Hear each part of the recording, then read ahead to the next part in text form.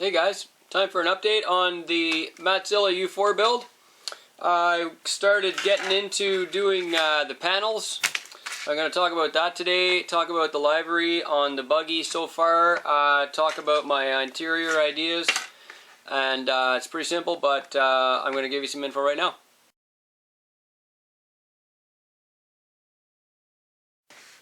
So buggies are sometimes hard to make them look nice because you've got to deal with all kinds of weird angles. You don't usually, on a U4 build, you don't usually end up with easy panels. You know, MattZilla does a fantastic job with these bodies to give you little screw mounting points. Show you what I mean. Like for instance, right there on the back of the body, right there, you see right under my finger. There's actually a nut right there, and all over the shell there's these little M3 nuts welded into the chassis all over the place, and so that makes it really easy to mount a panel. But nobody actually just hands you a bunch of panels and says, hey, you know, put these on. So you got to invent them, basically. The way that we did this was, first of all, take a piece of cardboard, and you get your chunk of cardboard, usually a cereal box works good, and you lay it out, draw it out with a pencil, and then you can cut out the cardboard and come up with a pattern that looks good, and it should look something like this picture right here, right there, and you can see there in the picture that it's just cut out. I mean, we mapped it out, we figured out where to put everything, and then just cut it. Whatever thick, I'm using styrene, and I decided to use styrene for my panels because the styrene doesn't absorb water. It'll get wet, it'll get washed, it'll get dirty. It's easy to clean. The stickers that I'm using, the Livery stickers that I'm using from Freaky Skins, they stick really well to the styrene panel, so that's a consideration.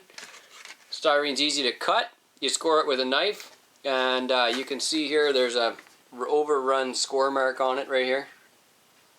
You know, you just score it with a knife, and then because it's scored deeply into the plastic, you can actually just break it, and it breaks right at the point where you scored it.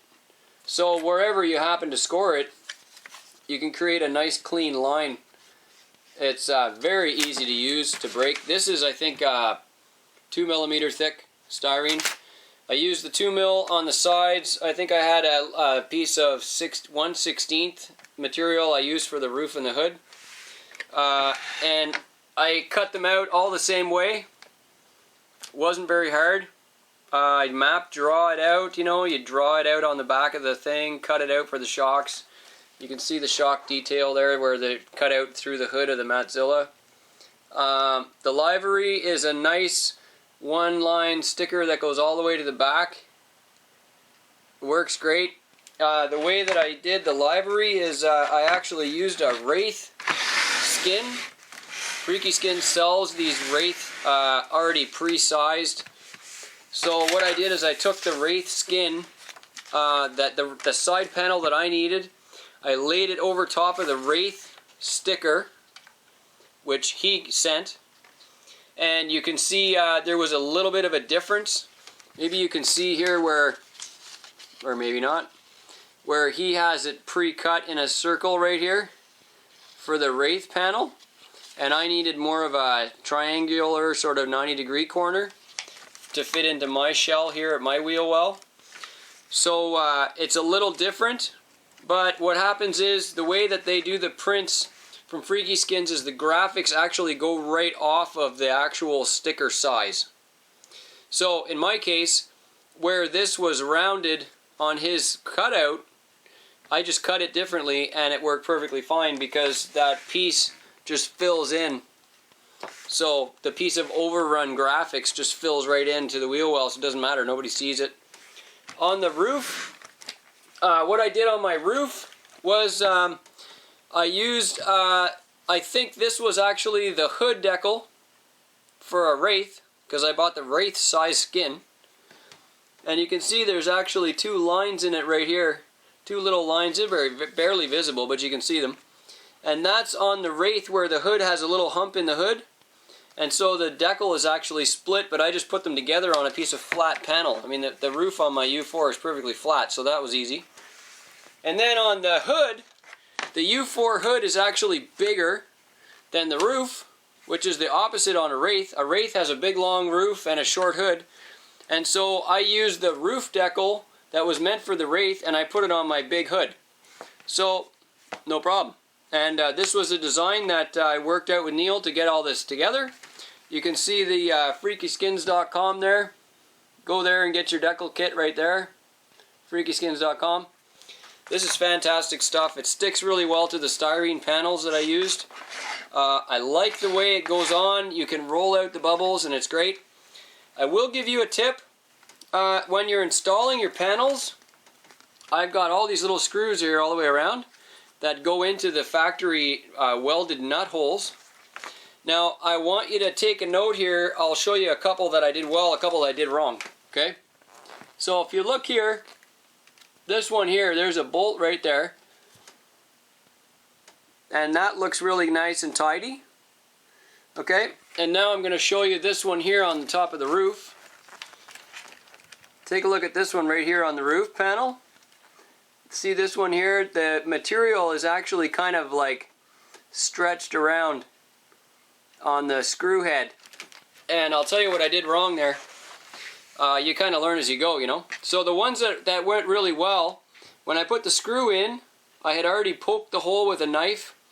So I cut a little X into the hole with a knife through the sticker, so the screw was really just pushing the material into the hole. But the ones that actually got twisted around a little too far, like up on the roof corner here, I tightened down the screw too far. And if you do that, it actually grabs the plastic skin and twists it in a circle, and it kind of messes up the graphic.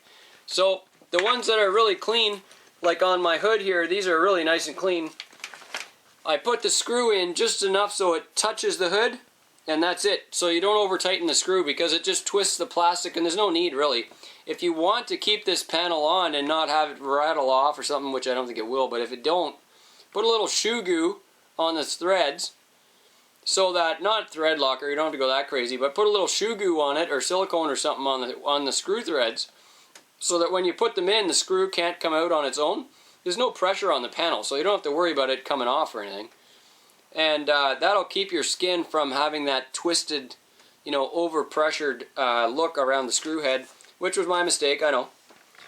So, now interior, I got a couple of interior ideas. Obviously, there's a bit of a conflict with this interior because, you know, I'm running the FPV system, so I can look at you with my camera. Anyways, it's a lot of fun. As guys were over today driving this around the yard, it's hilarious. So, why is that a problem? Because when my camera in here, it pans around like this and it tilts up and down so you can actually look around and look out at the wheel. You know, you can turn the camera like this and then put it down and look out the wheel. You know, you can look around with the camera. And when I have an interior in, all that's kind of going to be in the way a little bit. If the seats are tall, it's kind of going to be in the way of the camera. If the guy's got a big noodle helmet on, his noodle, then that's going to be in the way of the camera. So anyway, I'll give you this tip that I figured out, despite the fact that I probably won't be using it myself, because at least for now I'm going to use it as my FPV truck, which I'm having a hilarious time driving, by the way.